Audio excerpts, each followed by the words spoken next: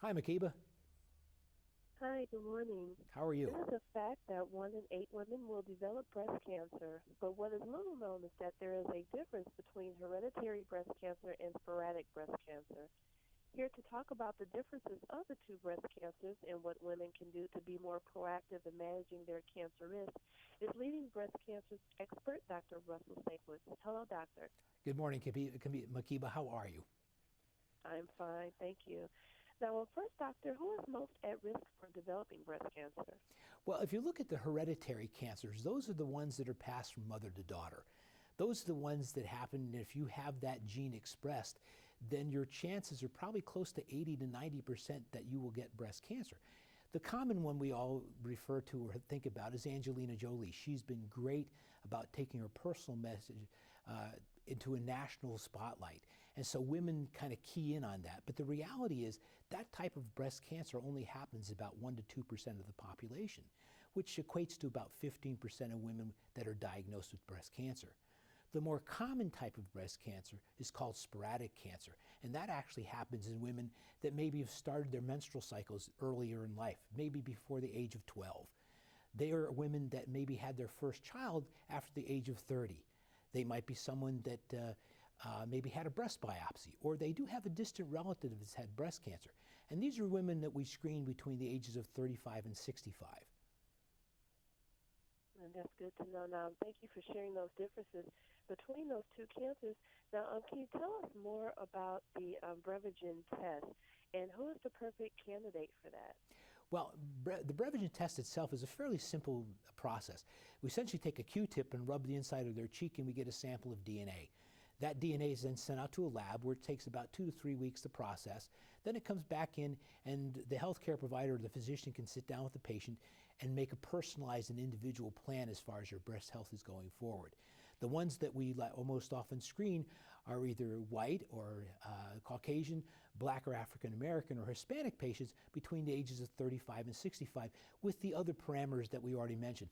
Early onset as far as menses is concerned, late childbearing, previous breast biopsy, that type of thing.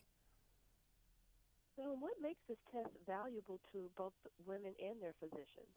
Well, it gives us an opportunity to be proactive. Too often in medicine, we're reactive. In other words, you come in with diabetes, we go ahead and treat your diabetes. You come in with high blood pressure, we treat your high blood pressure. This is an opportunity after the testing is complete to sit down and make an individualized plan as far as this patient's breast health is concerned. And let's say, for an example, that she's low risk. Well, the things that she's probably doing at this point in time, like monthly self-exam, her annual clinical breast exam, or maybe if she qualifies for her annual mammogram, is appropriate. But if she's intermediate risk or high risk, then that's an opportunity for us to discuss and offer the possibility maybe of a full breast ultrasound or maybe an MRI that will go ahead and allow us to go ahead and diagnose a tumor at a very early stage. Breast cancer is present for a long period of time before a woman can actually feel it. The other thing that we may be able to offer them, if we feel that they're appropriate and they're a candidate, is medication that will reduce their risk for developing breast cancer and actually prevent it. That's good to hear. Now, doctor, what other tips do you have for women to better manage their breast cancer risk? Well, everybody wants to think of the magic bullet, but there's some simple things that patients can do to mitigate their risk, and one is a low-fat diet. The one commonly we encourage women to take is the Mediterranean diet. It's a little higher in protein, lower in carbohydrate and fat, and that's actually been found to make a difference.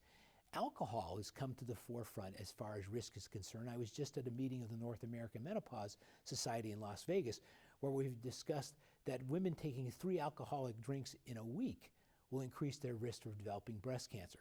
Certainly those are lifestyle choices. It may, people say, well, what about red wine? Well, the red wine may help your heart, but it may not help your breast as far as that's concerned. Regular exercise is a great thing for patients to do. Believe it or not, the number one thing that will prevent any type of cancer is regular exercise. Those are some really good tips. And then lastly, doctor, where can women go to find more information? There's a great website. It's www.brevigenplus.com. That will explain the testing, how it's performed, and it also will give them some information on providers in their area that may provide the testing, but more importantly, the post-testing counseling that comes along with it. And there's an opportunity to make their plan as far as breast health is concerned. Thank you so much for that.